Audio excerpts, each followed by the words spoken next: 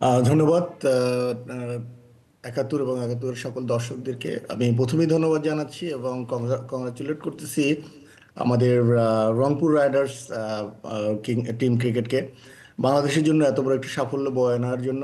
আমরা বিগত দিনে কোনো দলই এবং ইভেন বাংলাদেশ ইটসেলফ এত বড় সাফল্য কিন্তু পায়নি।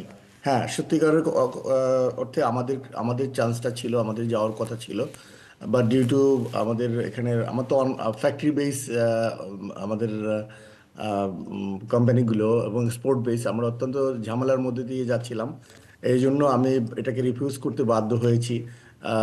আমি স্পেশালি আমাকে ওখানে ফোকাস করলে আমার এখানে ফ্যাক্টরিতে সমস্যা হতো। আপনারা জানেন গাজীপুর, আশুলিয়া, এসব জায়গাতে অনেক ঝামেলা ছিল।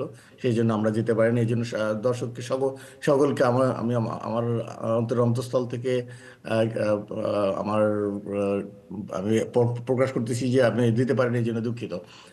আর দেখেন এখন কিন্তু ইনশাল্লাহ আমাদের মেয়েরা ভালো করছে, ফুটবলে ভালো করেছে। মেয়েরা এবার অথবা টি-20-তে ভালো করেনি, বাট ওয়ানডেতে কিন্তু অত্যন্ত ভালো রেজাল্ট করেছে। আমরা খেলায় কিন্তু বিভিন্ন পর্যায়ে এগিয়ে যাচ্ছি। আন্ডার 19 কিন্তু ফাইনাল খেলবে ইন্ডিয়ার সাথে, এবং আমরা আশা করি আন্ডার 19 একটা ভালো রেজাল্ট বয়ে আনবে। সো বেসিক্যালি ক্রিকেট বলুন, ফুটবল, মেয়েদের ফুটবল বলুন, even hockey recently doing fantastic. এবং তারা কোথা থেকে দেখেন 5 নম্বরে নেমে আসছে তাদের ranking. It's a very good effort for Bangladesh hockey team, hockey federation.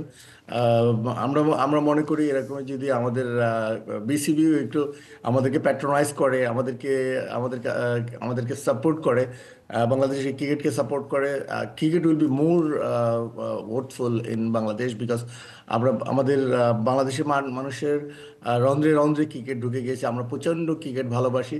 So আপনি যদি যে কোনো জায়গায়, যে কোনো ভ্যান্যুতে আপনি যদি একটা ক্রিকেট খেলা স্টার্ট করে দেন, 1 লাখ 2 লাখ দর্শকও even is very very much possible to bring them the stadium.